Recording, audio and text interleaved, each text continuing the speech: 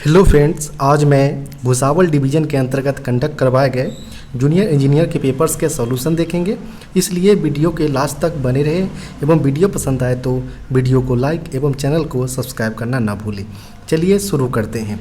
सबसे पहले देखेंगे कि यह पेपर सेंट्रल रेलवे के अंतर्गत जो भुसावल डिवीज़न आते हैं वहाँ पर यह पेपर जूनियर इंजीनियर पोस्ट के लिए कंडक्ट करवाया गया था, जो कि CNW मैकेनिकल डिपार्टमेंट के अंतर्गत ये पेपर कंडक्ट करवाए गए थे।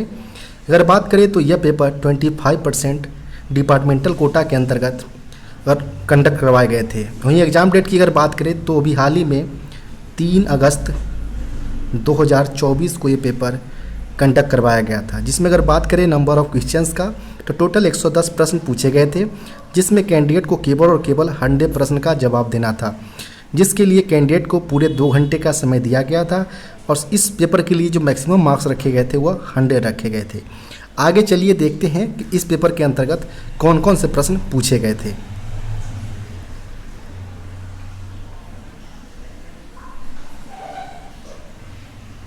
यहाँ पर अगर बात करें पहले प्रश्न पूछे गए हैं, what is the full form of LHV। LHV का यहाँ पर फुल फॉर्म पूछा गया है, जो कि लिंक हॉफमैन बूश होता है। यहाँ पर ऑप्शन नंबर B इसका सही उत्तर हो जाएगा। इसके अलावा आपसे अगर यहाँ पर ये भी नॉर्मली पूछ लिए जाते हैं length our body LHV coach का, जो कि 23,540 mm होते हैं। वहीं लेंथ अवर कपलर की अगर बात करें तो 24,000 mm इसका लेंथ अवर कपलर होता है। वहीं अगर बात करें विड्थ अवर बॉडी यानी जो LHV कोच का चौड़ाई की अगर बात करें तो यह 3,240 mm इसका चौड़ाई होता है। इसके अलावा इस LHV कोच के अंतर्गत H type tight lock centre buffer coupler का प्रयोग किया जाता है। अगर बात करें बियरिंग तो इसमें CTRV बियरिंग का प्रयोग किए जाते हैं। नेक्स्ट प्रश्न यहाँ पर अगर बात करें तो नेक्स्ट जो प्रश्न पूछे गए हैं, what is the maximum height of centre line of side CBC above rail level for empty vehicles. खाली अवस्था में यहाँ पर मैक्सिमम हाइट पूछा गया है CBC का फ्रॉम रेल लेवल से। तो एम्प्टी कंडीशन में जो मैक्सिमम हमारा होता है वो 1105 mm होता है। वहीं अगर मिनिमम अगर आपसे पूछा जाता है एम्प्टी कंडीशन में तो 1090 mm इसका फ्रॉम रेल लेवल से हाइट हो जाएगा।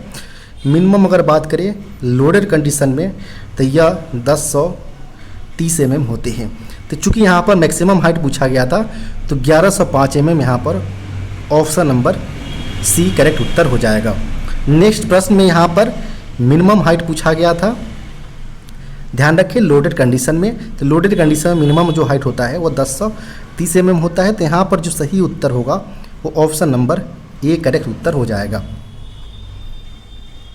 नेक्स्ट जो प्रश्न पूछे गए हैं, what is the wheel gauge of LHV wheel. LHV के केस में अगर आपसे व्हील गेज पूछा जाता है तो व्हील गेज का मतलब सबसे पहले यह आप जानना जरूरी है कि व्हील गेज होता क्या है। तो व्हील गेज सेम एक्सल पर 2 चक्कों के जो फ्लेंजेज होते हैं इनके बीच के जो डिस्टेंसेज मापा जाता है वही आपका व्हील गेज कहलाता है। चूँकि यहाँ पर LHV चक्कों के बारे में पूछा गया, जो कि होता है 1600 ± 1 mm होता है LHV कोच के केस में। तो यहाँ पर जो सही उत्तर होगा वो ऑप्शन नंबर B करेक्ट उत्तर हो जाएगा। और व्हील गेज हमेशा ऑफ लोड कंडीशन में मेजर किया जाना चाहिए। नेक्स्ट प्रश्न यहाँ पर है, what is the new wheel diameter of LHV wheel. LHV चक्कों का नया डायमीटर पूछा गया है कि नया व्यास कितना होना चाहिए। तो LHV कोचों की हम यहाँ पर देखेंगे तो यह 915 से लेकर 845 होने पर हम इसको सर्विस से कंडम कर देते हैं। इसके अलावा अगर हम बात करें यहाँ पर ICF कोचेज का, तो ICF कोचेज का यहाँ पर 915 से लेकर 825 mm। वहीं वंदे भारत की अगर बात करें तो वंदे भारत का जो नए चक्कों का व्यास होता है वो 952 mm और कंडम कंडीशन में यह 877 mm होने पर हम इसको सर्विस से कंडम करते हैं। चूँकि यहाँ पर LHV चक्कों का यहाँ पर नया व्यास पूछा गया था तो यहाँ पर नए 915 mm option number B correct उत्तर हो जाएगा।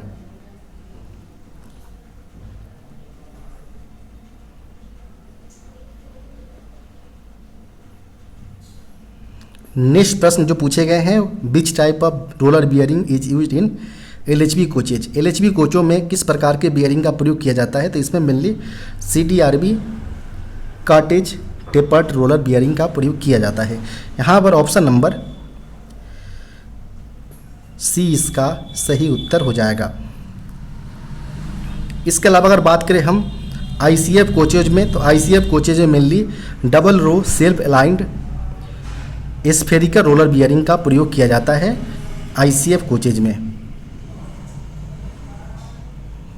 इसके अलावा अगर बात करें हम UIC ट्रॉली हो जो BBZC वगैरह में प्रयोग किया जाता है, उसमें सिलिंड्रिकल रोलर बियरिंग का प्रयोग किया जाता है। नेक्स्ट प्रश्न यहाँ पर है, what is the diameter of brake disc? Brake disc का यहाँ पर व्यास पूछा गया है। तो ब्रेक डिस्क जो होता है, प्रत्येक एक्सल पर इसका नंबर्स 2 की संख्या में ब्रेक डिस्क प्रत्येक एक्सल पर मौजूद होते हैं। इनका डाया की अगर बात करें तो इनका डाया 640 mm होता है। थिकनेस यानी मोटाई की अगर बात करें तो यह नए कंडीशन में 110 mm, कंडम कंडीशन में 96 mm होते हैं। इसके अलावा अगर बात करें तो जो यह बना होता है वह ग्रे कास्ट आयरन का बना होता है। साथ ही साथ इसमें जो छोटे छोटे फिन्स प्रोवाइडेड होते हैं वह मेनली ब्रेकिंग के दौरान जो हीट जनरेट होता है उसको कूलिंग प्रोवाइड किया जा सके, इस पर्पज़ को देखते हुए ब्रेक डिस्क के ऊपर फिन्स प्रोवाइडेड होते हैं।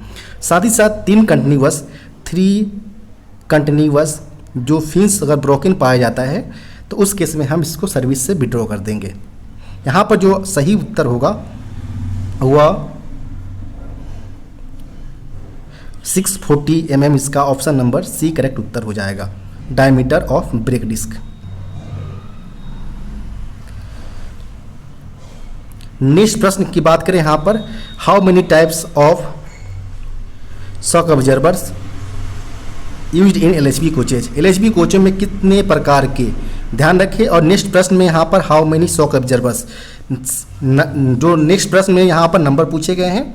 और यहाँ पर अगर बात करें तो जो पहले प्रश्न में यहाँ पर टाइप पूछ लिए गए थे, तो हम दोनों केसों में यहाँ पर देखेंगे तो एक होता है हमारा प्राइमरी वर्टिकल डैम्पर जिसका नंबर्स प्रत्येक बोगी में 4 की संख्या में होते हैं। सेकेंड होता है सेकेंडरी वर्टिकल डैम्पर्स, इसका नंबर्स प्रत्येक बोगी में 2 की संख्या में। यो डैम्पर्स प्रत्येक बोगी में 2 की संख्या में। और लेटरल डैम्पर्स जो कि प्रत्येक बोगी में 1 की संख्या में होते हैं। इस प्रकार आपका जो नंबर्स निकल कर आएगा टोटल शॉक ऑब्जर्वर्स का प्रत्येक बोगी में, वह 9 की संख्या में प्रत्येक बोगी में यहाँ पर अवेलेबल होगा। चूँकि यहाँ पर कोचेज में पूछा गया था 2 संख्या में हमारा बोगी लगे होते हैं, तो 18 की संख्या में हमारा प्रत्येक कोच में यहाँ पर शॉक ऑब्जर्वर्स उपलब्ध होंगे। वहीं अगर आपसे टाइप पूछा जाता है तो टोटल 4 प्रकार के यहाँ पर शॉक ऑब्जर्वर्स उपलब्ध होते हैं। एक होता है primary vertical dampers, secondary vertical, third yaw dampers और फोर्थ जो टाइप्स होते हैं वह लेटरल डैम्पर्स का होता है। इस प्रकार यहाँ पर आप नंबर टाइप्स के हिसाब से अगर आपसे पूछा जाता है तो टोटल 4 प्रकार के यहाँ पर होते हैं। यहाँ पर ऑप्शन नंबर C करेक्ट उत्तर हो जाएगा। और नेक्स्ट प्रश्न यहाँ पर अगर बात करें तो नेक्स्ट प्रश्न जो पूछा गया है वो नंबर्स पूछे गए हैं। तो टोटल 18 की संख्या में प्रत्येक कोच में शॉक ऑब्जर्वर्स उपलब्ध होते हैं। तो यहाँ भी ऑप्शन नंबर C करेक्ट उत्तर हो जाएगा।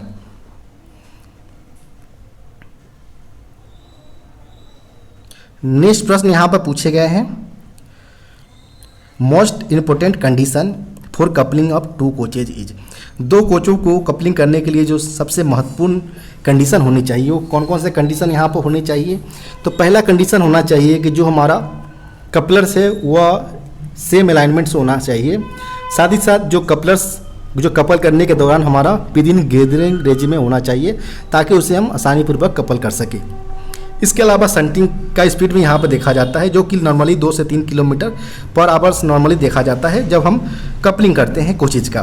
तो यहाँ पर आप देख सकते हैं कि जो पूछा गया था important condition for coupling of 2 coaches, तो यहाँ पर हमारा पहला both coupler should be alignment और सेकेंड यहाँ पर है both coupler should be within gathering range. तो यहाँ पर option number C both and B इसका सही उत्तर हो जाएगा।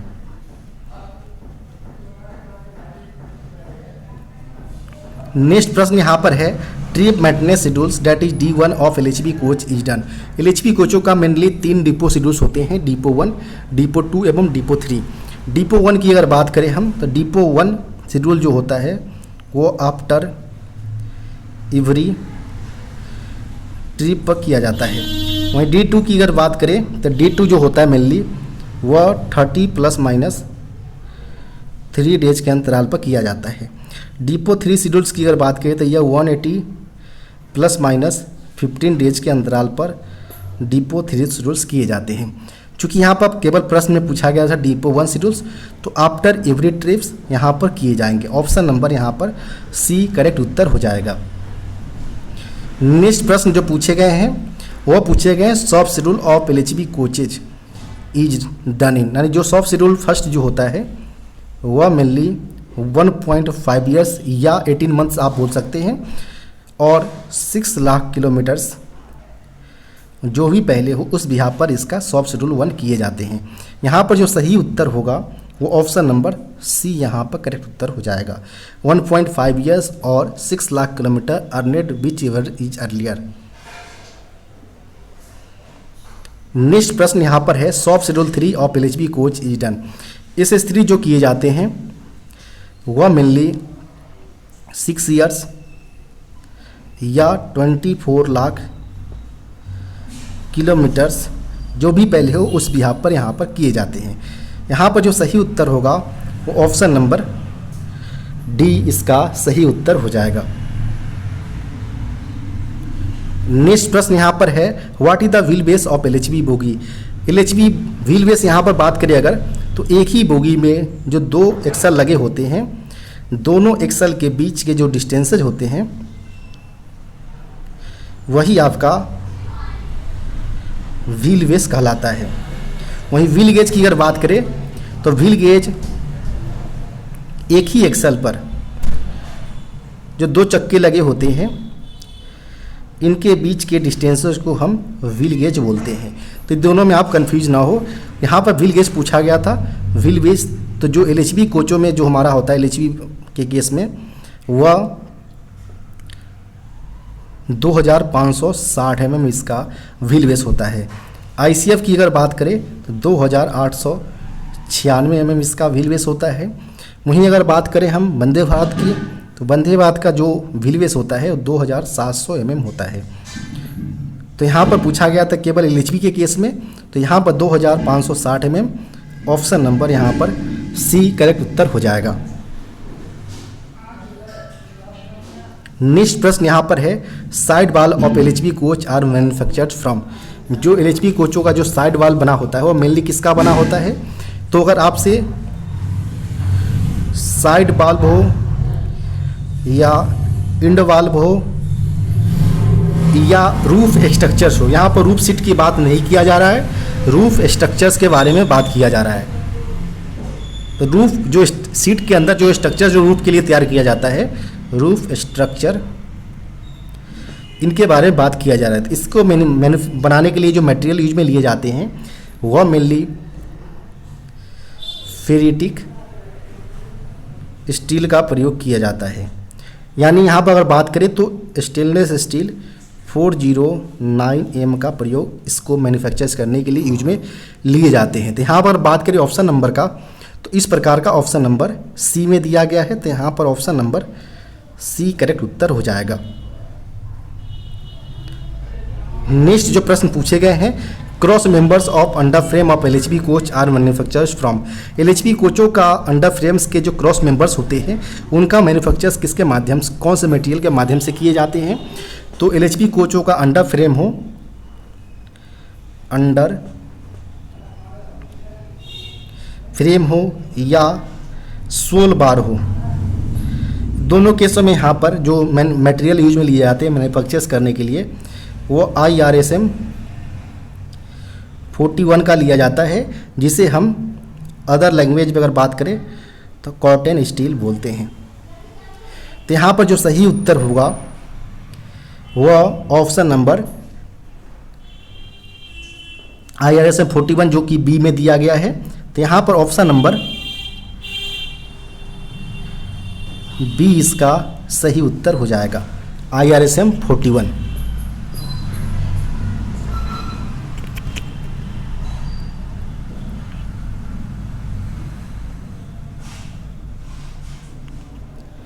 नेक्स्ट जो प्रश्न पूछे गए हैं, 16 bar of LHB coach are manufactures from, जो LHB कोचों का जो 16 बार होता है उसका मैन्युफैक्चर्स किसके माध्यम से किए जाते हैं, तो यह मेनली जो किए जाते हैं वह IRSM 41 कॉटन स्टील के माध्यम से किए जाते हैं। तो यहाँ पर भी जो ऑप्शन होगा सही वो ऑप्शन नंबर बी इसका सही उत्तर हो जाएगा, IRSM 41।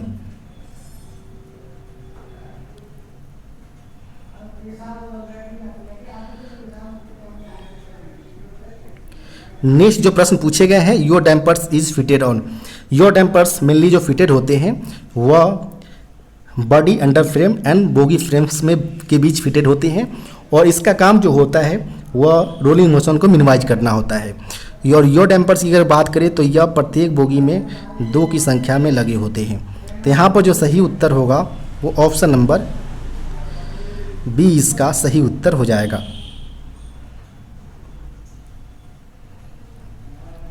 नेक्स्ट प्रश्न यहाँ पर है, what is the principle of brake system used on LHB coaches. LHB कोचों में जो ब्रेक सिस्टम के लिए जो प्रिंसिपल सिद्धांत जिस सिद्धांत पर वो कार्यरत होते हैं वो है twin pipe with axle mounted disc brake system. तो यहाँ पर जो सही उत्तर होगा वो ऑप्शन नंबर सी यहाँ पर सही उत्तर हो जाएगा। यहाँ पर ध्यान रखिए LHB कोचों में जो ब्रेकिंग सिस्टम होता है वह एक्सल माउंटेड होता है। वहीं अगर बात करें जो ICF कोचेज जो BMBS में जो हमारा है वह BMBC यानी bogie mounted brake cylinder types के सिस्टम होते हैं।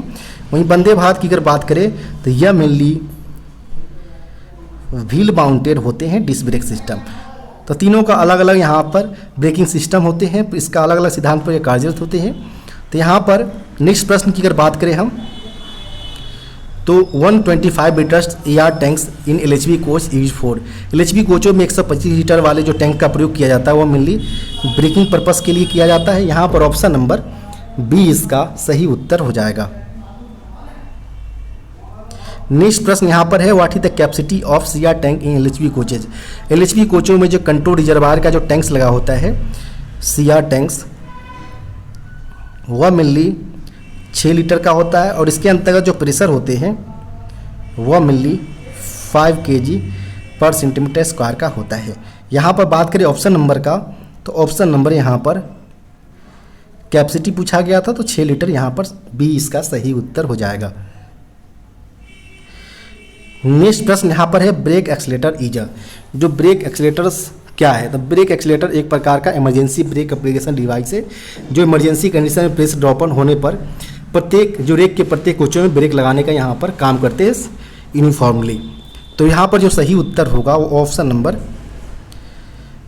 बी इसका सही उत्तर हो जाएगा। जो ब्रेक एक्सीलेटर होते हैं यह मेनली BP पाइप से जुड़े हुए होते हैं।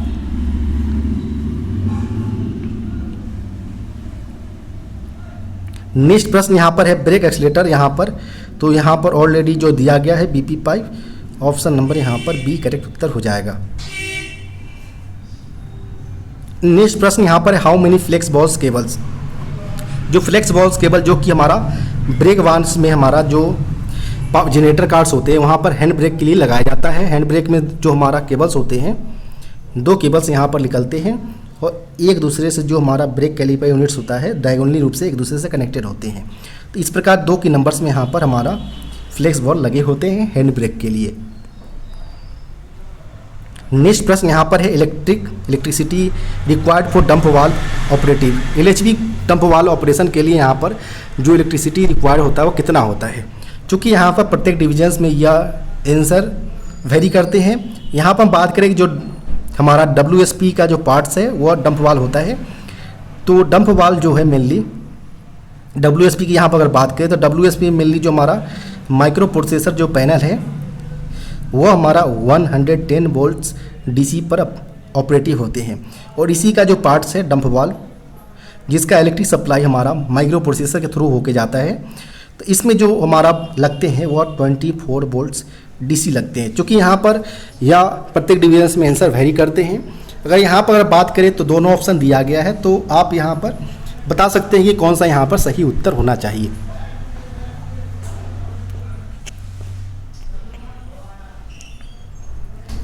नेक्स्ट प्रश्न यहाँ पर है passenger emergency alarm signal device, जो PESD का यहाँ पर फुल फॉर्म होता है। तो यहाँ पर जो सही उत्तर होगा वो ऑप्शन नंबर यहाँ पर ए करेक्ट उत्तर हो जाएगा।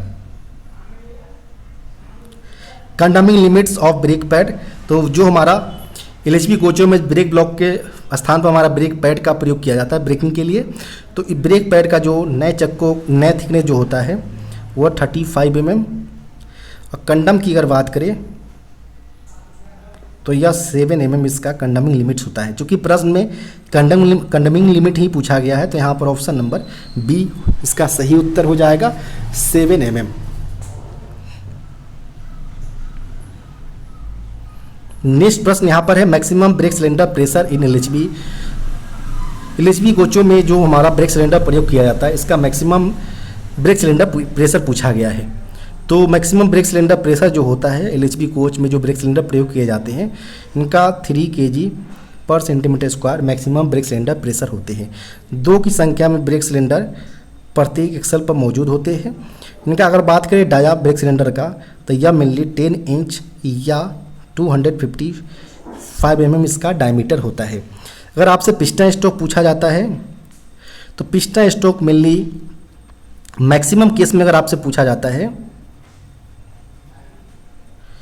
तो मैक्सिमम सिनारियो में 21 mm होता है। लेकिन नॉर्मली अगर आपसे मैक्सिमम कहीं भी मेंशन नहीं किया होगा अगर ऑप्शन में तो आप 8 to 10 mm तक यहाँ पर मार्क कर सकते हैं। यहाँ पर जो सही उत्तर होगा वो ऑप्शन नंबर यहाँ पर ये इसका सही उत्तर हो जाएगा। 3 ± 0.1 kg/cm² pressure available in brake cylinder of LHB coaches.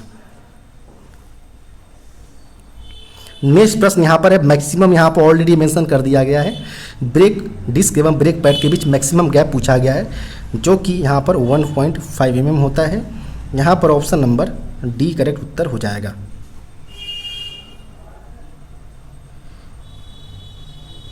Next प्रश्न यहाँ पर है brake indicator shows green brake when brakes are applied what reason should be. यहाँ पर बोला गया है कि एक ब्रेक इंडिकेटर जो है उसमें ग्रीन शो कर रहा है ब्रेक अप्लाई होने के बावजूद भी।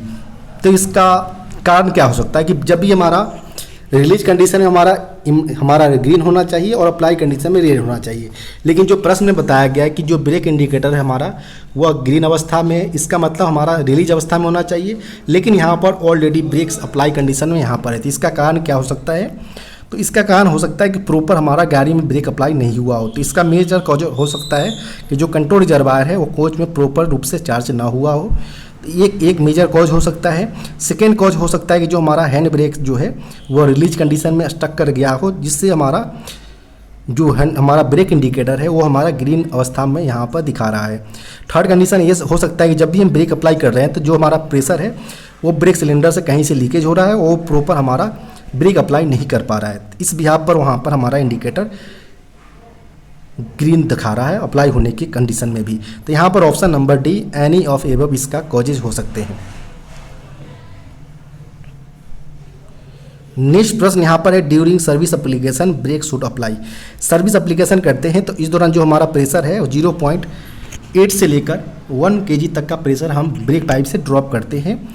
तो इस कंडीशन में जो हमारा ब्रेक अप्लाई होना चाहिए वो 3 से लेकर 5 सेकंड के बीच हमारा ब्रेक अप्लाई हो जाना चाहिए। यहाँ पर ऑप्शन नंबर सी इसका सही उत्तर हो जाएगा। नेक्स्ट प्रश्न यहाँ पर है in case of brake binding on one brake disc of one wheel set it means. यहाँ पर बोला गया है कि एक चक्कों के एक ब्रेक डिस्क पर अगर ब्रेक बाइंडिंग की समस्या पाया जाता है तो इसका मेजर कॉजेज क्या हो सकते हैं। तो यहाँ पर हम बात करें अगर कि जब आपसे ऐसा प्रश्न पूछा जाता है कि जो हमारा एक चक्के है जिस पर हमारा 2 ब्रेक कैलिपर यूनिट माउंटेड होते हैं, ब्रेक डिस्क होते हैं, जिसमें से केवल और केवल पार्टिकुलर हमारा एक एक्सल पर हमारा जाम होता है। तो यहाँ पर हम बात करें अगर कि 2 होते हैं और 2 के लिए यहाँ पर हमारा एक डंप वाल्व लगा होता है। डंप वाल्व जो होता है हमारा प्रेशर जो होता है वो हमारा डिस्ट्रीब्यूटर वाल्व से आता है। तो जैसे ही हमारा अगर बात करें कि अगर हमारा दोनों ब्रेक डिस्क अगर ख़राब पाया जाता तो इस कंडीशन में आप बोल सकते थे कि हमारा डंप वाल्व प्रॉपर रेगुलेट नहीं हो रहा है। लेकिन अगर डंप वाल्व प्रॉपर रेगुलेट हो रहा है, इसका कारण हो सकता है कि ये हमारा वर्किंग है और ये हमारा जाम या डिफेक्टिव चल रहा है। तो इस कंडीशन में हम यहाँ पर यह बोल सकते हैं कि हमारा किसी पार्टिकुलर ब्रेक डिस्क का ब्रेक सिलेंडर या तो डिफेक्टिव है या तो हमारा ब्रेक कैलिपर जो यूनिट इस पर माउंटेड है वो पार्टिकुलरली जाम है। क्योंकि अगर डंप वाल्व जाम होता तो दोनों जो हमारे ब्रेक कैलिपर यूनिट है दोनों हमारे जाम होते। अगर एक सिनेरियो बन रहा है तो केवल पार्टिकुलर जो ब्रेक डिस्क है उस पर माउंटेड ब्रेक कैलिपर यूनिट्स जाम हो सकता है या तो ब्रेक सिलेंडर हमारा डिफेक्टिव हो सकता है। तो यहाँ पर बात करें ऑप्शन नंबर का, तो option number either A and B इसका सही उत्तर हो जाएगा, ऑप्शन नंबर डी।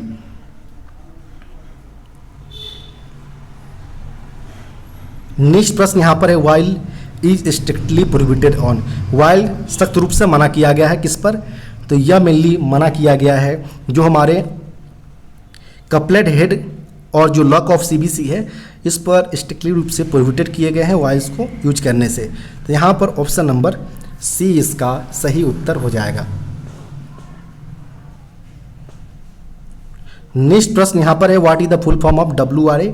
WRA का फुल फॉर्म होता है वाटर रेजिंग एपरेटस। यहाँ पर ऑप्शन नंबर बी करेक्ट उत्तर हो जाएगा। नेक्स्ट प्रश्न यहाँ पर है shelling on a wheel sets the reason may B.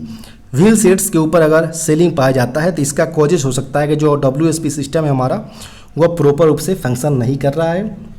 इसके अलावा ये भी हो सकता है कि जो हमारा जिस व्हील सेट्स पर हमारा व्हील सेलिंग की समस्या आ रहा है उसका ब्रेक कैलिपर यूनिट जाम हो सकता है या तो उस पर माउंटेड जो दोनों एक्सल के ऊपर हमारे जो माउंटेड होते हैं ब्रेक डिस्क के ऊपर ब्रेक सिलेंडर वो एक या दोनों यहाँ पर डिफेक्टिव पाया गया हो। तो तीनों कंडीशन यहाँ पर देखने को मिल सकता है जिस कारण हमारा व्हील सेट्स के ऊपर सेलिंग की समस्या आ रहे हैं। तो यहाँ पर हमारा ऑप्शन नंबर डी करेक्ट उत्तर हो जाएगा।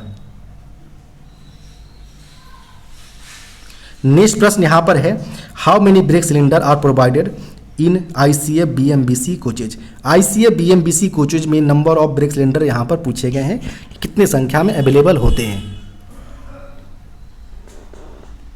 तो यहाँ पर अगर बात करें जो एक बोगी में हमारा 2 एक्सल होते हैं, एक एक्सल के लिए जस्ट दोनों के अपोजिट हमारा ब्रेक सिलेंडर लगे होते हैं। तो ये हमारा एक बोगी का कंडीशन है। क्योंकि यहाँ पर ICF कोचेज में 2 बोगी लगे होते हैं तो 2 की संख्या हमारा प्रत्येक बोगी में हमारा हो जाएगा। 4 की संख्या में यहाँ पर प्रत्येक ICF BMBC कोचेज में number of brake cylinder available होंगे। यहाँ पर जो सही उत्तर होगा वो ऑप्शन नंबर यहाँ पर बी इसका सही उत्तर हो जाएगा 4।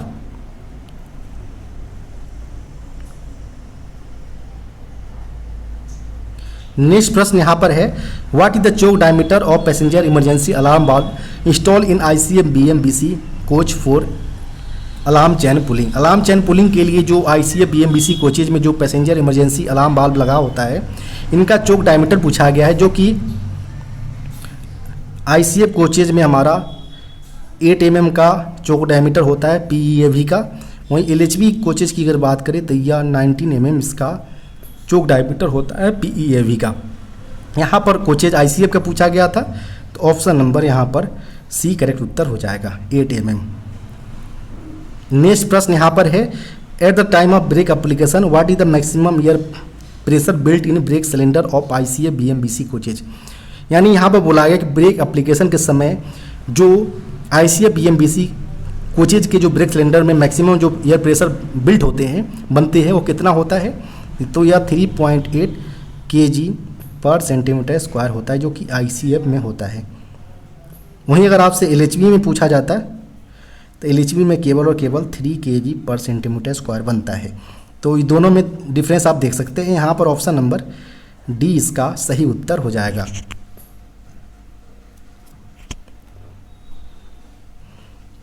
नेक्स्ट प्रश्न यहाँ पर है how many ACB provided in ICF BMBC coaches. ICF BMBC में जो हमारा ब्रेक सिलेंडर होता है वो इनबिल्ट होते हैं। इसमें किसी प्रकार का एक्सटर्नल स्लैग एडजस्टर की रिक्वायरमेंट नहीं होता है। तो यहाँ पर जो सही उत्तर होगा वो नील हो जाएगा, ऑप्शन नंबर सी। नेक्स्ट प्रश्न यहाँ पर है, what is the BP and FP pipe diameter in ICF BMBC coaches. ICF BMBC coaches में ब्रेक पाइप और फिट पाइप का यहाँ पर व्यास पूछा गया, डायमीटर पूछा गया है, जो कि 25 mm होते हैं। तो यहाँ पर ऑप्शन नंबर बी इसका सही उत्तर हो जाएगा, 25 mm। नेक्स्ट प्रश्न यहाँ पर है, in BLC container wagon for decreasing और increasing brake power ratio during empty और load condition of wagon which device is provided. यानी बीएलसी कंटेनर वैगन्स में खाली या भरी अवस्था में ब्रेक पावर रेशियो को एडजस्ट करने के लिए जो हमारा डिवाइस लगा होता है उसे हम एलएसडी यानी लोड सेंसिंग डिवाइस बोलते हैं। जो इनमें लगे प्लंजर्स प्रॉपर नीचे जो लगे सपोर्टिंग ब्रैकेट होते हैं उसके बिहाफ पर यह फंक्शन करते हैं कि या एम्प्टीड है या लोडेड कंडीशन में। इसी बिहाफ पर जो ब्रेक सिलेंडर से जो प्रेशर भेजे जाते हैं उसको ये रेगुलेट करते हैं। एम्प्टी कंडीशन में अगर बात करें तो यह 2.2 kg का प्रेशर भेजा जाता है ब्रेक सिलेंडर में। लोडेड कंडीशन में यह 3.8 kg का ब्रेक सिलेंडर में प्रेशर भेजे जाते हैं। इसके अलावा अगर आपसे नंबर पूछा जाता है कि एलएसडी, तो 0-1 की संख्या में एलएसडी जो होता है वह प्रत्येक बोगी में अवेलेबल होते हैं। तो यहाँ पर जो सही उत्तर होगा वो ऑप्शन नंबर बी इसका सही उत्तर हो जाएगा। नेक्स्ट प्रश्न यहाँ पर है, what is the air pressure auxiliary reservoir charge in twin pipe air brake system. And twin pipe brake system में जो हमारा एयर रिजर्वायर का यहाँ पर प्रेशर पूछा गया जो कि 6 kg/cm² होता है। यहाँ पर ऑप्शन नंबर सी करेक्ट उत्तर हो जाएगा। नेक्स्ट प्रश्न यहाँ पर है, how many APM device are installed in BOXN HL modified brake system. तो मॉडिफाइड ब्रेक सिस्टम के अंतर्गत जो हमारा बॉक्सन एचएल में जो एपीएम डिवाइस लगे होते हैं वह 0-1 APM device automatic pressure modification device प्रत्येक बीएमबीएस वाले वैगन्स के अंतर्गत लगे होते हैं, चाहे वो बॉक्सन एचएल वैगन हो या इसके अलावा भी कई सारे वैगन जो बीएमबीएस के साथ बेस्ड होते हैं।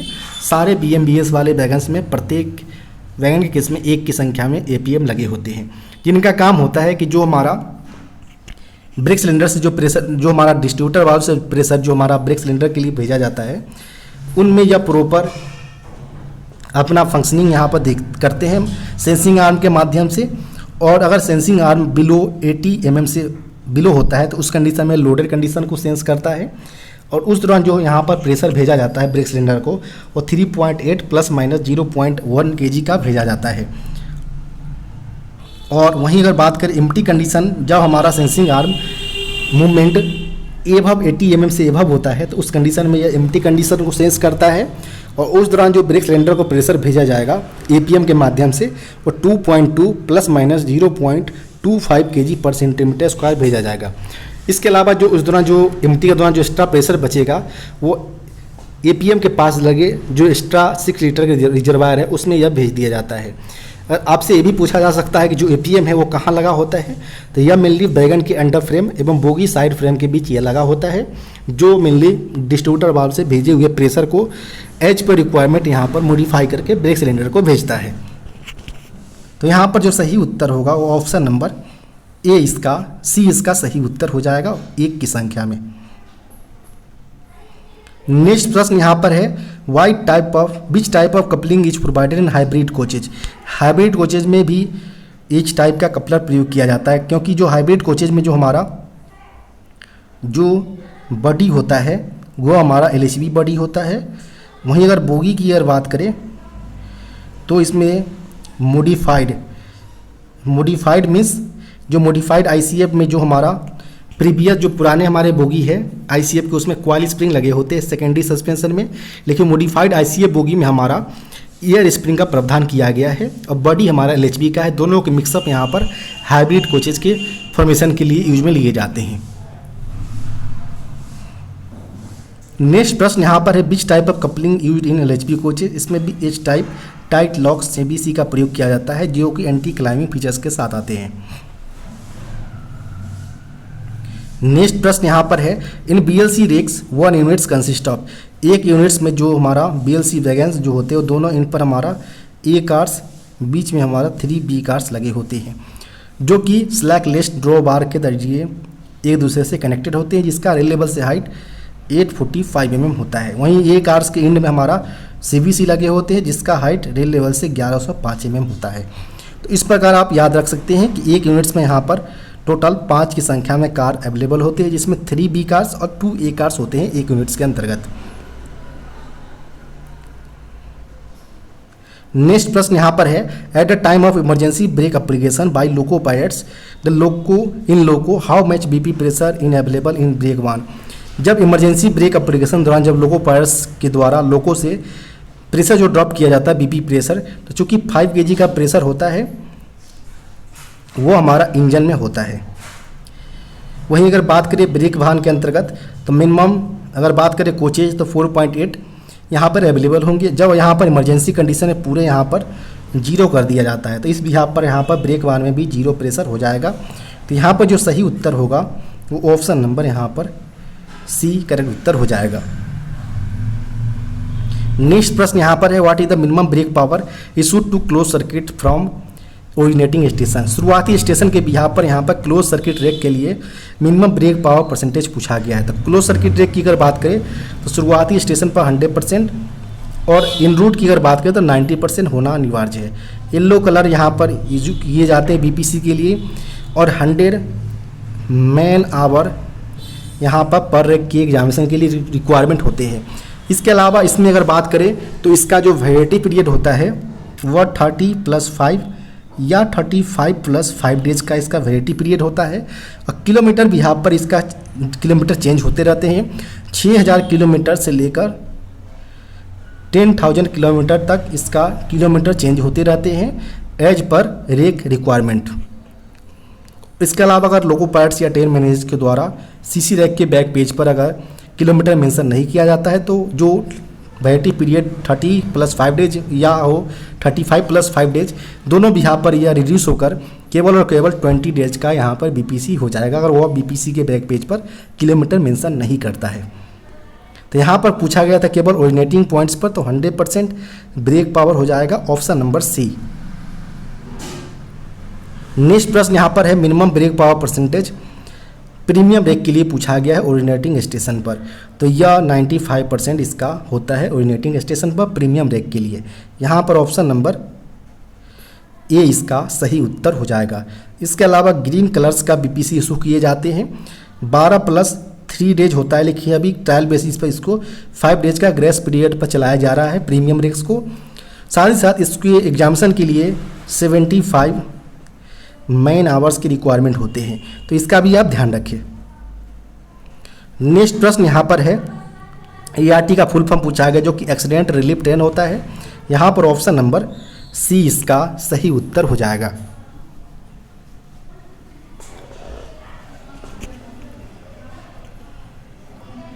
नेक्स्ट प्रश्न की अगर बात करें तो नेक्स्ट प्रश्न जो पूछे गए हैं, what is the full form of SPART. SPART का यहाँ पर फुल फॉर्म पूछा गया जो कि फुल फॉर्म होता है self propelled accident relief train होता है, जो कि ऑप्शन नंबर D में दिया गया है। तो यहाँ पर ऑप्शन नंबर D करेक्ट उत्तर हो जाएगा। नेक्स्ट प्रश्न यहाँ पर है, what is the colour of feed pipe head in coaching stock. Coaching stock में मेनली 2 प्रकार के पाइप होते हैं, एक होता है BP जिसे हम ब्रेक पाइप बोलते हैं, इसका कलर ग्रीन होता है, और एक होता है फिट पाइप जिसे हम FP से डिनोट करते हैं। इसके लिए जो कलर कोड निर्धारित किया गया है वो वाइट कलर निर्धारित किया गया है। तो यहाँ पर ऑप्शन नंबर C करेक्ट उत्तर हो जाएगा। नेक्स्ट प्रश्न यहाँ पर है, what is the colour of break pipe palm in coaching stock, जो कि ग्रीन कलर होता है। यहाँ पर ऑप्शन नंबर A इसका सही उत्तर हो जाएगा। नेक्स्ट प्रश्न यहाँ पर, what is the full form of CBC centre buffer coupler है। यहाँ पर ऑप्शन नंबर C इसका सही उत्तर होगा।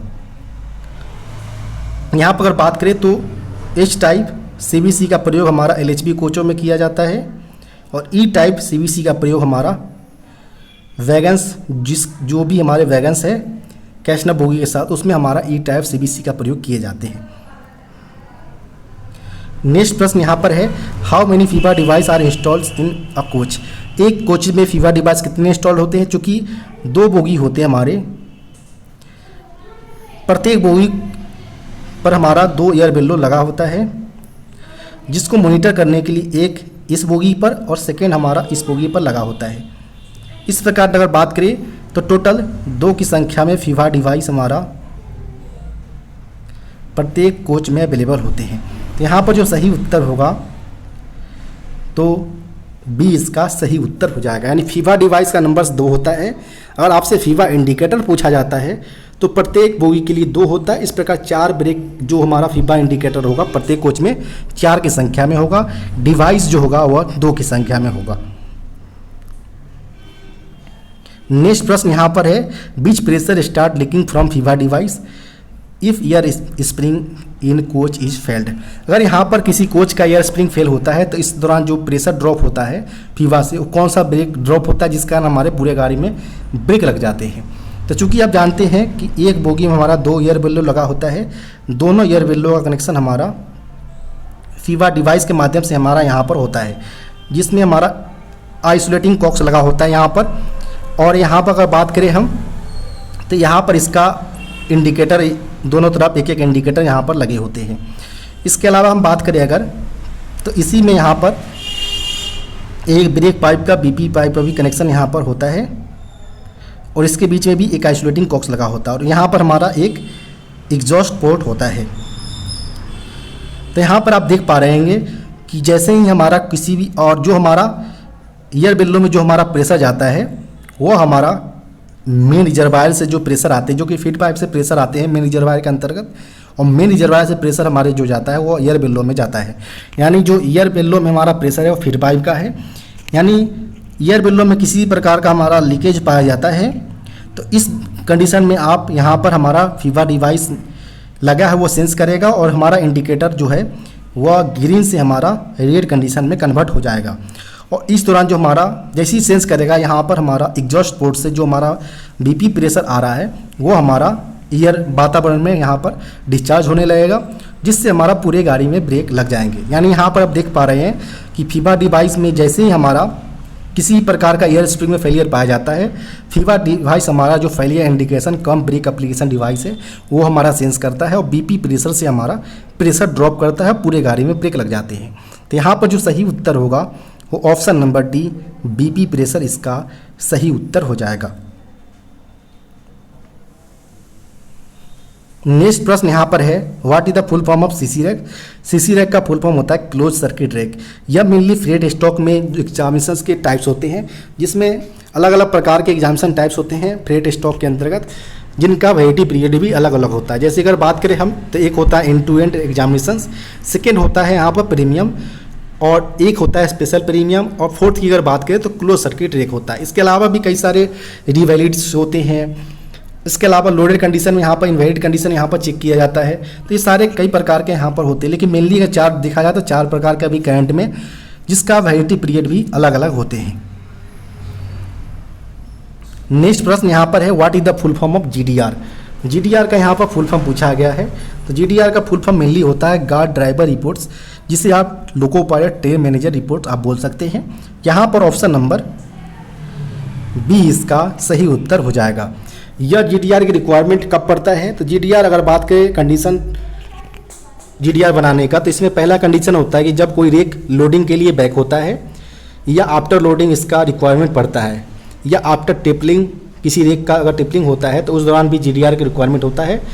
अगर तीसरे कंडीशन अगर बात करें तो अगर कोई रेक 24 घंटे ज़्यादा स्टेबल रहता है तो उस कंडीशन में भी जीडीआर की रिक्वायरमेंट होते हैं। इसके अलावा बीपीसी अगर किसी रेक का इन्वेलिड पाया जाता है तो उस यहाँ पर भी जीडीआर रेक का किया जाएगा। इसके अलावा किसी रेक का प्रीमियम रेक्स अगर उपलब्ध हो तो उसके लोडेड या अनलोडेड होने के बाद प्रीमियम रेक्स अगर किसी रेक का होगा तो उसका जीडीआर भी किया जाना चाहिए। तो ये कई सारे कंडीशन हैं जिनके बिहाफ पर किसी रेक का जीडीआर तैयार किया जाता है। यह मेनली 3 कॉपीज में तैयार किए जाते हैं। तो कॉपी में तैयार की जाती है, जिसमें पहला अगर कॉपी बात करें इसमें तो लोको पायलट्स, ट्रेन मैनेजर्स और लास्ट में स्टेशन मास्टर या वार्ड मास्टर को एक एक कॉपी यहाँ पर दिए जाते हैं। नेक्स्ट प्रश्न यहाँ पर है, what is the full form of BPC. BPC का फुल फॉर्म होता है ब्रेक पावर सर्टिफिकेट। यहाँ पर ऑप्शन नंबर डी इसका सही उत्तर हो जाएगा। ब्रेक पावर सर्टिफिकेट मेनली किसी रेक्स, चाहे वो कोचेज हो या गुड्स हो, इनके नंबर ऑफ ब्रेक सिलेंडर जो कि working brake cylinder upon total number brake cylinder का available in rakes multiply by अगर 100 आप करते हैं तो यहाँ पर किसी रेक का यहाँ पर ब्रेक पावर परसेंटेज निकल जाएगा, जो कि इसके ब्रेक पावर सर्टिफिकेट होते हैं। नेक्स्ट प्रश्न यहाँ पर है, what is the full form of APCC। APCC का फुल फॉर्म होता है एयर प्रेशर कंटिन्यूटी सर्टिफिकेट। जब भी कोई 2 या 3 रेक अलग अलग रेक्स जिसका अपना खुद का सेल्फ BPC होता है, उनका वैलिडिटी पीरियड भी विद इन रेंज में होता है।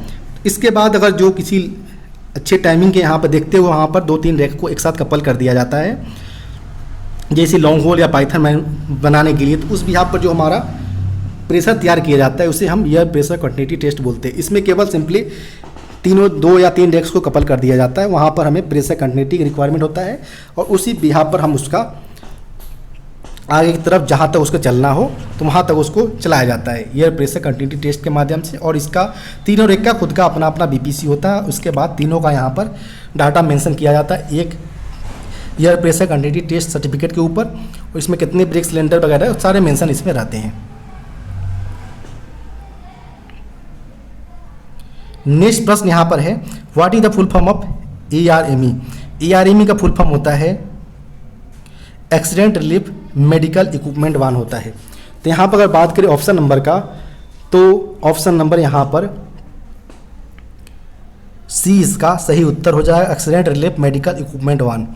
ऑप्शन नंबर यहाँ पर C इसका सही उत्तर हो जाएगा। ऑप्शन नंबर A में ऑक्सिलरी दिया गया जो कि गलत है, C में ही यहाँ पर सही होगा एक्सीडेंट रिलीफ मेडिकल इक्विपमेंट 1।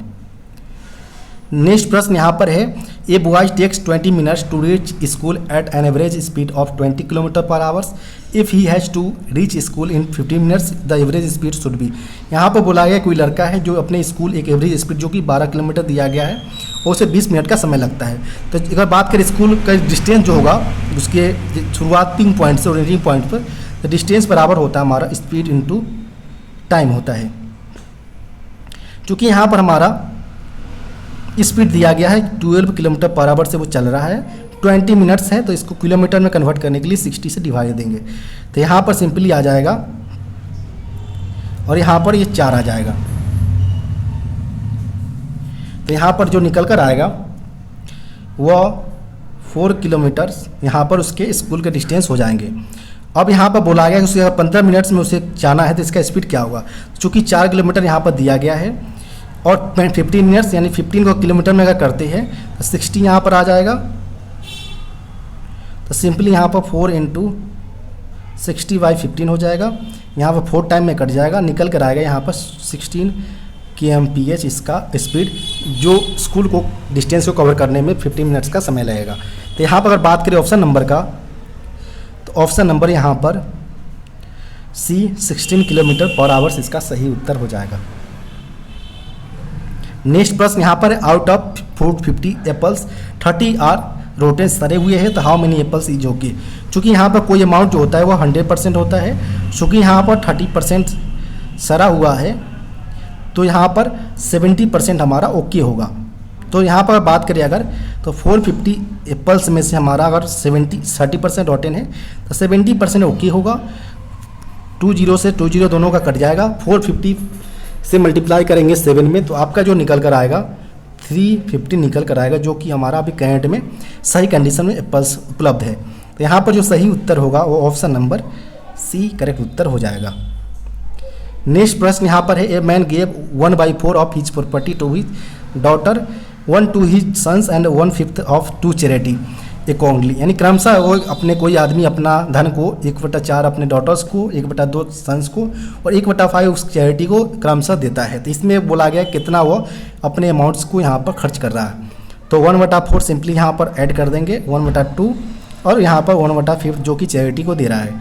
तीनों को आप जैसे ही ऐड करेंगे आप, तो आपका यहाँ पर निकल कर आएगा 19/20 निकल कर आएगा, जो अपने इतने अमाउंट्स को उसने डिस्ट्रीब्यूट अलग अलग केसों में यहाँ पर कर दिए। यहाँ पर ऑप्शन नंबर B करेक्ट उत्तर हो जाएगा। यहाँ पर कुछ नंबर्स दिए गए जिसको यहाँ पर सम करके यहाँ पर लिखना है। जब आप तीनों नंबर्स को सम करने की कोशिश करेंगे 741560, फिर यहाँ पर अगर बात करें तो 935416, फिर यहाँ पर 1143 दिया गया है, और यहाँ पर फिर बात करें तो दिया गया है 17364 दिया गया है। जब आप सारे को ऐड करेंगे तो आपका जो निकल कर आएगा वह निकल कर आएगा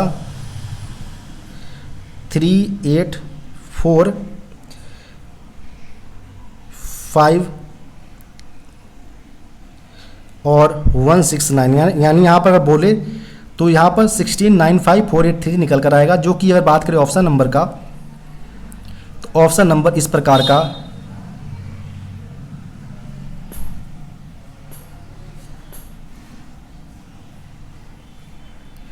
डी में दिया गया है। तो यहाँ पर अगर बात करें ऑप्शन नंबर का, तो ऑप्शन नंबर यहाँ पर सी में दिया गया, तो सी इसका सही उत्तर हो जाएगा। नेक्स्ट प्रश्न की अगर बात करें तो a train 108 metres long crosses and electric poles, चूँकि यहाँ पर किसी भी पोल्स या लाइंस को अगर क्रॉस करता है तो उस केस में इसका डिस्टेंस 0 कंसीडर किया जाता है जब इस प्रकार के प्रश्न को आप सॉल्व करेंगे। तो यहाँ पर सिंपली बोला गया कि 108 मीटर लंबे कोई ट्रेन एक इलेक्ट्रिक पोल्स को 20 सेकंड में पार करता है, तो उस केस में इसका स्पीड पूछा गया है। तो स्पीड जो सिंपली होता है डिस्टेंस अपॉन यहाँ पर इस टाइम होता है। तो यहाँ पर 108 यहाँ पर दिया गया, ऑलरेडी 20 सेकेंड दिया गया। चूँकि यह मीटर पर सेकेंड में है तो इसको किलोमीटर में करने के लिए 18/15 से 5 से मल्टीप्लाई करेंगे। तो यहाँ पर जो निकल के सिंपली आएगा वह निकल कर आएगा 1944 किलोमीटर यहाँ पर ऊपर में निकल कर आएगा, बाई यहाँ पर 100 किलो यहाँ पर आवर होगा। जब यहाँ पर निकाल के तो 19.44 किलोमीटर पर आवर यहाँ पर निकल कर आएगा। जो कि यहाँ पर बात करें 19.44 का, तो किसी भी ऑप्शन में यहाँ पर नहीं दिया गया 19.44, तो यहाँ पर सारे ऑप्शन गलत हो जाएगा। इसका सही उत्तर हो जाएगा 19.44 किलोमीटर पर आवर।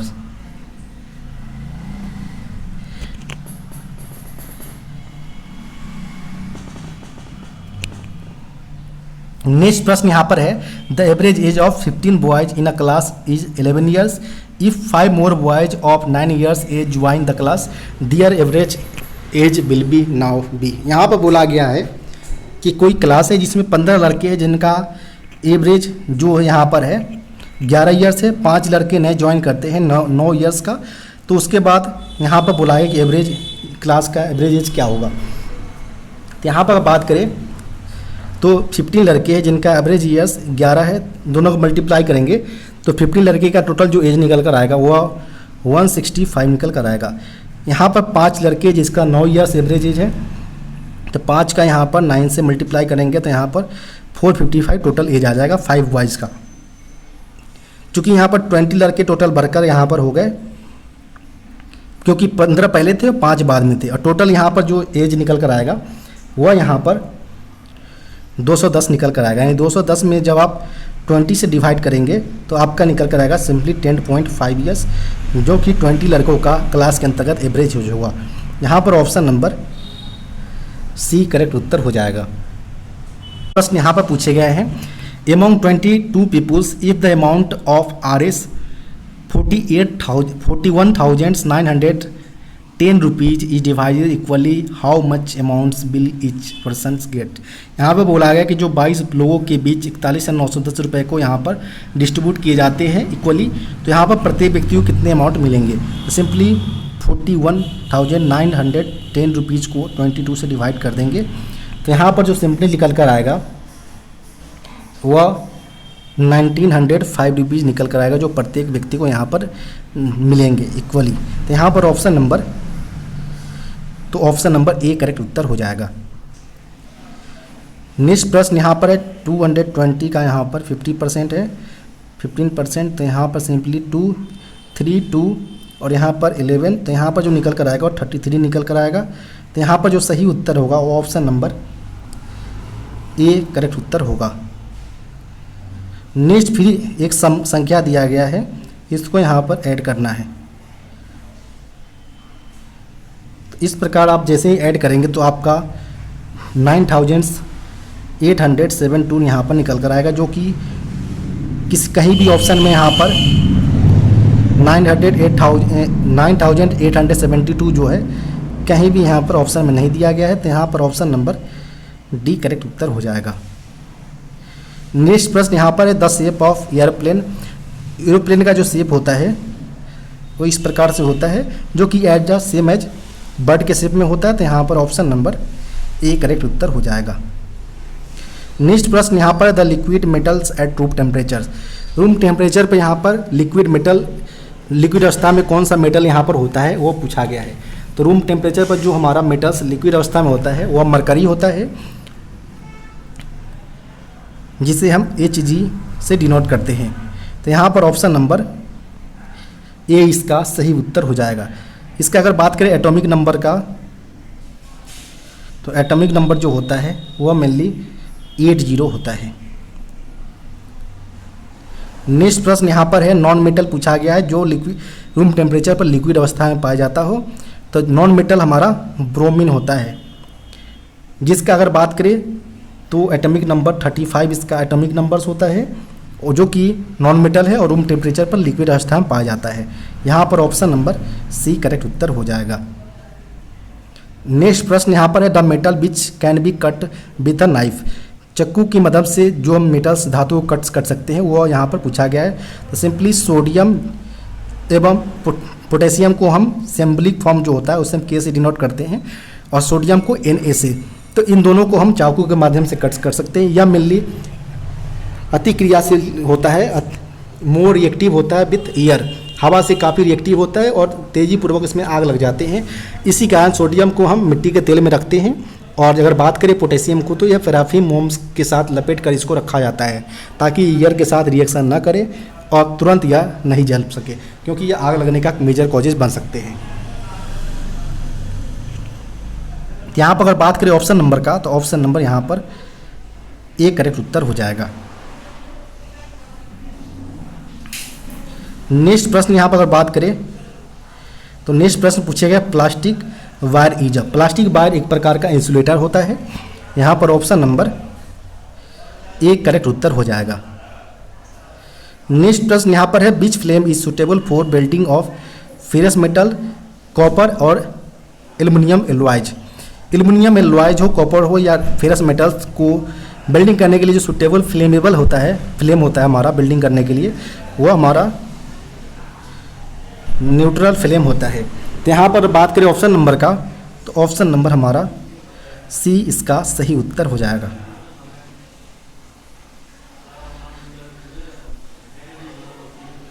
नेक्स्ट प्रश्न यहाँ पूछे गए हैं PREM meeting is held at railway board level once in. PREM की अगर बात करें यहाँ पर, तो यह मेनली इसका फुल फॉर्म होता है participation of railway employees in management, यानी मैनेजमेंट में रेलवे एम्प्लॉयज़ का जो पार्टिसिपेशन होता है उसे शॉर्ट फॉर्म में हम प्रेम से डिनोट करते हैं। जिसका इस्टेब्लिशमेंट की अगर बात करें तो 1994 में इसका स्थापना किया गया था।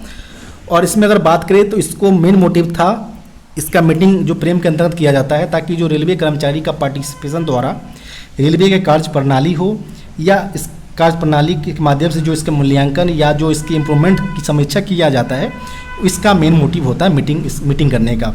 साथ ही साथ जो इसका मीटिंग कराने का जो लेवल्स होते हैं, तो 3 लेवल्स पर इसके मीटिंग कंडक्ट करवाए जाते हैं, जिनमें पहले लेवल्स जो होते हैं वो रेलवे बोर्ड लेवल पर इसके मीटिंग कराए जाते हैं। सेकेंड जोनल स्तर पर इसके मीटिंग कराए जाते हैं। थर्ड लेवल जो होता है वो डिविजनल स्तर पर किए जाते हैं। तीनों लेवल्स का मीटिंग का जो इंटरवल होता है वह वंस इन 3 मंथ्स पर यहाँ पर एक बार किए जाते हैं। 3 क्वार्टरली बेसिस पर इसका मीटिंग कंडक्ट करवाए जाते हैं, वंस इन 3। यहाँ पर ऑप्शन नंबर बी एक क्वार्टर इसका सही उत्तर हो जाएगा, जिसके यहाँ पर इसके मीटिंग का इंटरवल होते हैं। नेक्स्ट प्रश्न यहाँ पर है which of the following pass is not used in railway. Railway के अंतर्गत किस प्रकार के पास का प्रयोग नहीं किया जाता है? तो एज ए ड्यूटी के पास के तौर पर हमारा गोल्ड मेटल पास हो या सिल्वर मेटल पास हो या हमारा ब्रॉन्ज मेटल पास हो, 3 का प्रयोग हमारा मेनली ड्यूटी पास के तौर पर गजेटेड ऑफिसर जो ए और बी के ऑफिसर्स होते हैं उनके लिए किया जाता है। इसके अलावा अगर बात करें नॉन गजेटेड केस में हमारा चाहे वो सेकेंड क्लास ए हो या फर्स्ट क्लास हमारा हो, उस यहाँ पर ड्यूटी पास के तौर पर लिया जाता है। लेकिन यहाँ पर पूछा गया किस प्रकार के पास का यूज नहीं किया जाता है, तो प्लेटिनम पास किसी प्रकार का यूज में नहीं लिया जाता है। तो यहाँ पर ऑप्शन नंबर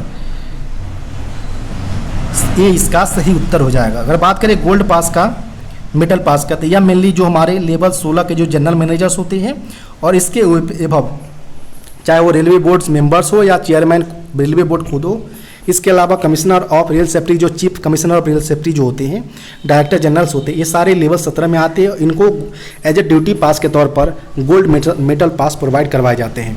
इसके नीचे जो हमारे लेवल 14-15 जो है हमारे, इसके अंतर्गत हमारे हायर एडमिनिस्ट्रेटिव ग्रेड के ऑफिसर्स हो या सीनियर एडमिनिस्ट्रेटिव ग्रेड के ऑफिसर्स हो, इनको शामिल किया जाता है। जिनको हमारा बात करें तो ब्रॉन्ज सिल्वर मेडल पास प्रोवाइड करवाए जाते हैं।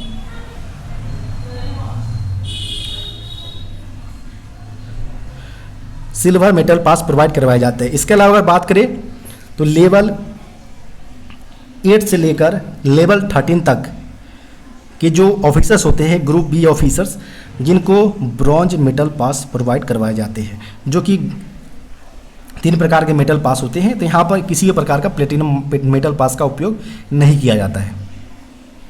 नेक्स्ट प्रश्न यहाँ पर, at what interval intensive cleaning of any coach is, किसी भी प्रकार के कोच का इंटेंसिव क्लीनिंग 1 मंथ के इंटरवल पर किया जाता है। यहाँ पर ऑप्शन नंबर बी इसका सही उत्तर हो जाएगा। Transportation code of the pantry car, pantry car के लिए जो हमारा ट्रांसपोर्टेशन कोड होता है वो WCB पेंट्री कार के लिए लिया जाता है। इसके अलावा VPH जो है वह हाई कैपेसिटी पार्सल वाहन के लिए यूज में लिया जाता है। इसके अलावा ये भी पूछा जाता है RA inspection carriage for administrative, इसका भी कोड RA से डिनोट किया जाता है। तो यहाँ पर WCB ऑप्शन नंबर सी इसका सही उत्तर हो जाएगा। नेक्स्ट प्रश्न यहाँ पर है, coaching stock accident involving human life inquiry by, किसी प्रकार का रेलवे एक्सीडेंट जिसमें ह्यूमन लाइफ लॉसेज इंक्लूडेड हो तो उसका इंक्वायरी जो होता है वो CRS commissioner of rail safety के द्वारा किए जाते हैं। यह mainly ministry of civil aviation के अंतर्गत आता है। तो यहाँ पर ऑप्शन नंबर बी इसका सही उत्तर हो जाएगा, CRS। नेक्स्ट प्रश्न यहाँ पर है, what defects detecting UST test, UST test के माध्यम से हम एक्सेल के ऊपर जो आने वाले इंटरनल क्रैक्स होते हैं, मौजूद इंटरनल क्रैक्स, इसको हम आइडेंटिफाई करते हैं। यहाँ पर ऑप्शन नंबर ए इसका सही उत्तर हो जाएगा। इसके अलावा अगर बात करें हम तो एक DPT टेस्ट भी किया जाता है। यह मेनली सरफेस क्रैक्स को आइडेंटिफाई करने के लिए किया जाता है और यह मेनली जो हमारे CBC के पार्ट जो होते हैं या बोगी फ्रेम्स होते हैं उनमें हम डाई पेनिट्रेंस टेस्ट का यूज करके हम इनका सरफेस क्रैक्स को आइडेंटिफाई करते हैं। इसके अलावा भी जाइग्लो टेस्ट होता है जो कि हमारा वर्कशॉप के अंतर्गत रोलर बियरिंग्स को टेस्ट करने के लिए यूज में लिए जाते हैं। ECA यानी एडी करंट अरे टेस्ट जो कि हमारा इलेक्ट्रोमैग्नेटिक इंडक्शन प्रिंसिपल पर कार्यरत होते हैं और इसका प्रयोग मेनली हम LHE व्हील्स के सरफेस डिफेक्ट को डिटेक्ट करने के लिए यूज में लेते हैं। तो अलग अलग प्रकार के जो डिफेक्ट्स है जो कि मेनली ये सारे के सारे NDT टेस्ट जो कि नॉन डिस्ट्रक्टिव टेस्ट के अंतर्गत ही आते हैं, तो इसका भी ध्यान रखिए आप।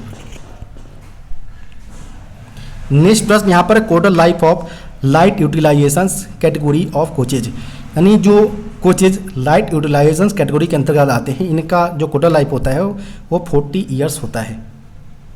यहाँ पर ऑप्शन नंबर ए करेक्ट उत्तर हो जाएगा। नेक्स्ट प्रश्न यहाँ पर है, what is the new wheel diameter of ICF coach, ICF coach का नए चक्कों का व्यास 915 और 825 पर इसको कंडम करते हैं। ऑप्शन नंबर ए करेक्ट उत्तर हो जाएगा।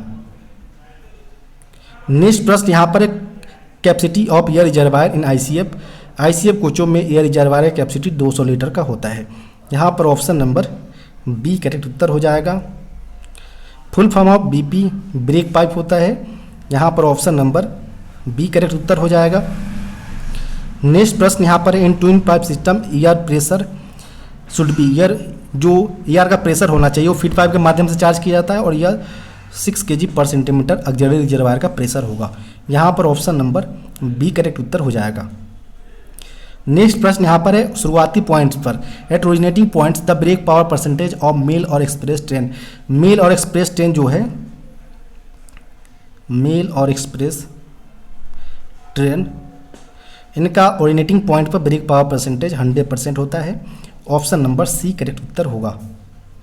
नेक्स्ट प्रश्न यहाँ पर है cut up angle cock can be fitted to. Cut up angle cocks BP यानी ब्रेक पाइप एवं फिट पाइप्स के दोनों एंड्स पर लगा होता है, चाहे वो कोचेज हो या वैगन्स हो। तो यहाँ पर ऑप्शन नंबर सी करेक्ट उत्तर हो जाएगा। नेक्स्ट प्रश्न यहाँ पर है the rate of year leakage in single car testing of LHB should not be more than. तो ईयर लीकेज जो होता है वो 0.2 kg पर सेंटीमीटर स्क्वायर पर मिनट से ज़्यादा नहीं होना चाहिए। यहाँ पर ऑप्शन नंबर सी करेक्ट उत्तर हो जाएगा। नेक्स्ट प्रश्न यहाँ पर है brake should not apply during insensitivity test insensitivity test के बारे में यहाँ पूछा गया है, जिसमें 0.3 kg पर सेंटीमीटर स्क्वायर का प्रेशर 60 सेकेंड तक बीपी प्रेस, ध्यान रखें यहाँ पर बीपी प्रेशर को ड्रॉप किया जाता है, जिनमें 0.3 kg का प्रेशर 60 सेकेंड तक ड्रॉप किया जाता है, जिसमें हमारा डीवी सेंस नहीं करना चाहिए और ब्रेक अप्लाई गाड़ी में नहीं होना चाहिए। तो यहाँ पर जो सही उत्तर होगा वो कितने इंटरवल तक ड्रॉप किया जाता है, 60 सेकेंड तक। ऑप्शन नंबर बी करेक्ट उत्तर हो जाएगा। नेक्स्ट प्रश्न यहाँ पर है when brakes is manually release by quick release valve which pressure will be vent out. जब भी हम क्विक रिलीज वाल्व के साथ हमारा प्रेशर को रिलीज किया जाता है तो यहाँ पर जो प्रेशर निकलेगा वो कंट्रोल रिजर्वायर CR से प्रेशर निकलेगा। यहाँ पर ऑप्शन नंबर की अगर बात करें तो ऑप्शन नंबर डी करेक्ट उत्तर होगा। नेक्स्ट प्रश्न की अगर बात करें तो यहाँ पर presence of control reservoir in coaching trains. Coaching trains के अंतर्गत जो प्रेशर जो उपलब्ध होते हैं वो मेनली 5 kg पर सेंटीमीटर स्क्वायर का होता है, जो कि कंट्रोल रिजर्वायर के अंतर्गत होता है, और यह मेनली ब्रेक पाइप्स से जो प्रेशर डीबी को जाते हैं उसी से यह इसको चार्ज किए जाते हैं। नेक्स्ट प्रश्न यहाँ पर है what type of isolating cocks provided in the passenger coaches. Passenger coach में जो आइसोलेटिंग कॉक्स होता है वो मेनली बॉल टाइप्स के आइसोलेटिंग कॉक का प्रयोग किया जाता है। यहाँ पर ऑप्शन नंबर ए करेक्ट उत्तर हो जाएगा। नेक्स्ट प्रश्न यहाँ पर total number of AMI washer used in twin pipe passenger coach inner एक। जो एक कोच होता है इनमें टोटल हमारा एक बीपी पाइप होता है और एक हमारा एफपी पाइप होता है। दोनों इन पर हमारा एक संख्या में हमारा बीपी एवं एफपी एमी वाशर लगे होते हैं।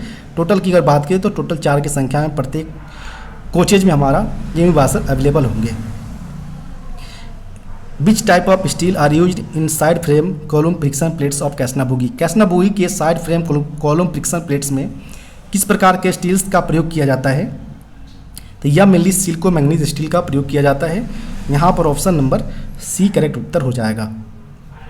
नेक्स्ट प्रश्न यहाँ पर है in air brake system the thread joints are tighten with which type of tips. जो एयर ब्रेक सिस्टम के अंतर्गत जहाँ पर हमारा थ्रेड जॉइंट्स होते हैं, जहाँ से लीकेज होने की संभावना होता है, वहाँ पर लीकेज को प्रोटेक्ट करने के लिए हम या टाइट करने के लिए हम टेफ्लॉन टेप्स का प्रयोग करते हैं। यहाँ पर ऑप्शन नंबर बी करेक्ट उत्तर हो जाएगा। नेक्स्ट प्रश्न यहाँ पर है permissible maximum flat surface on treads on other broad gauge wagons. यहाँ पर फ्लैट सरफेस का मैक्सिमम लिमिट पूछा गया है, तो यह वैगन के केस में 60 mm, कोच की अगर बात करें तो कोच के केस में यह 50 mm इसका मैक्सिमम फ्लैट सरफेस अलाइबल होते हैं। यहाँ पर वैगन के लिए पूछा गया था, तो यहाँ पर 60 mm इसका सही उत्तर हो जाएगा। Option number B. नेक्स्ट प्रश्न यहाँ पर है wheel gauge measures. Wheel gauge simply जो सेम एक्सल पर दो चक्कों के फ्लेंजों के बीच के डिस्टेंस को मेजर करता है। तो यहाँ पर जो सही उत्तर होगा ऑप्शन नंबर ए इसका सही उत्तर हो जाएगा। नेक्स्ट प्रश्न यहाँ पर है how many side frame fitted in Casnub bogie trolley. और बोगी के अंतर्गत कितने नंबर साइड फ्रेम लगे होते हैं, तो एक साइड फ्रेम ऐसे दोनों लगा रहता है कैसना बोगी में, और दोनों को कनेक्ट करने के लिए हमारा बुलस्टर लगा होता है, यानी प्रत्येक बोगी में 2 की संख्या में हमारा साइड फ्रेम लगे होते हैं। यहाँ पर ऑप्शन नंबर जो होगा ऑप्शन नंबर ए, 2 की संख्या में साइड फ्रेम प्रत्येक बोगी में अवेलेबल होते हैं।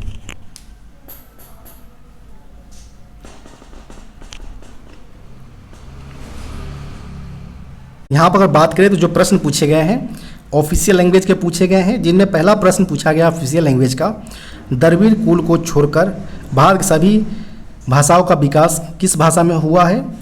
तो यह मेनली अपभ्रंश भाषा से लिया गया है, द्रविड़ कुल को छोड़कर। तो यहाँ पर ऑप्शन नंबर ए इसका सही उत्तर हो जाएगा।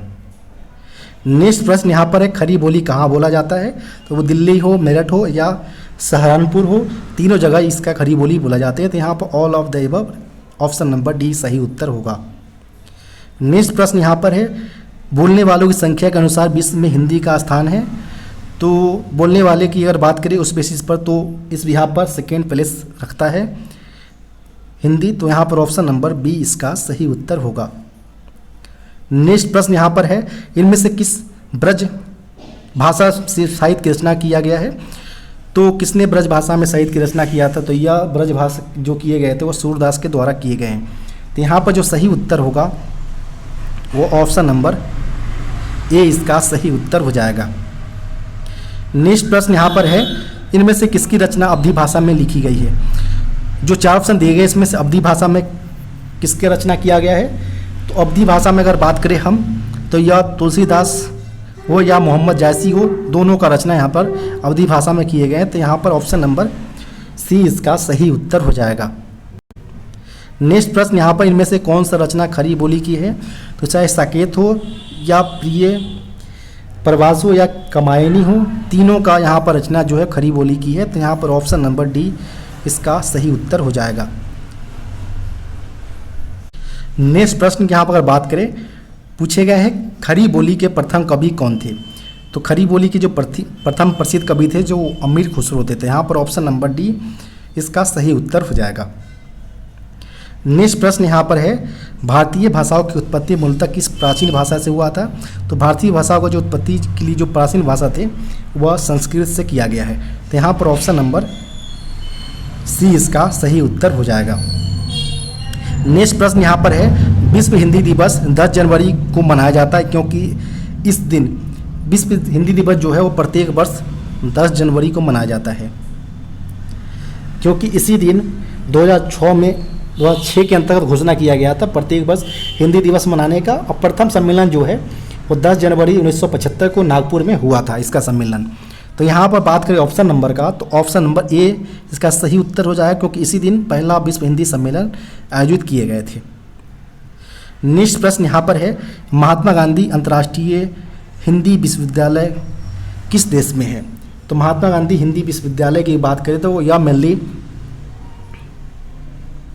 वर्धा महाराष्ट्र के अंतर्गत यह स्थित है। और इसका स्थापना अगर बात करें तो 1997 में इसका इस्टेब्लिशमेंट किया गया था, महात्मा गांधी अंतर्राष्ट्रीय हिंदी विश्वविद्यालय का, जो कि वर्धा महाराष्ट्र भारत के अंतर्गत है। तो यहाँ पर बात करें ऑप्शन नंबर का, तो ऑप्शन नंबर यहाँ पर बी भारत इसका सही उत्तर हो जाएगा। आपको वीडियो कैसा लगा कमेंट बॉक्स में बताना ना भूलें। साथ ही साथ वीडियो को लाइक एवं चैनल को सब्सक्राइब करना ना भूलें। अगर आपके पास भी कोई ऐसा पेपर है जिसका आप सॉल्यूशन चाहते हो तो डिस्क्रिप्शन बॉक्स में दिए गए व्हाट्सएप नंबर पर अपना पेपर भेज सकते हैं। धन्यवाद।